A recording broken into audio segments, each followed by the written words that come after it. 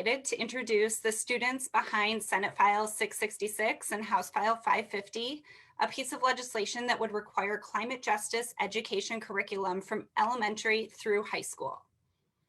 This bill was conceived of, drafted by, and is still being led by these students.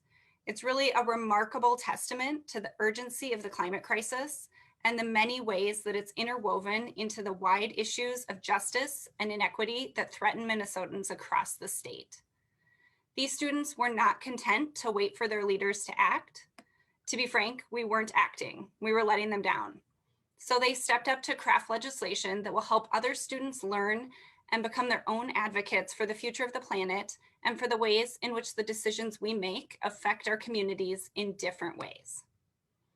Minnesota is home to some of the worst racial disparities in the country, disparities that continue to be difficult to bridge because we don't address the root causes and the ways that our actions as legislators, intended or unintended, have contributed to widening instead of lessening those inequalities.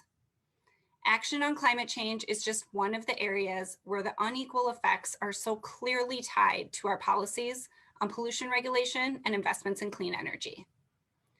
This proposal was drafted by the Yeah Network, a student-led organization that's part of Climate Generation that advocates for a well-rounded curriculum to teach not only the effects and outcomes of climate change, but also the connection between climate change and socioeconomic and racial justice issues.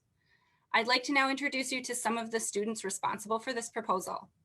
Today, we'll hear from Libby, Annie, Maya, and Indigo. I'd also like to acknowledge Senator Chuck Uygur and our Senate research staff who work closely with these students to draft the language of the bill. Thank you, Senator Uygur, for your guidance and work on this issue.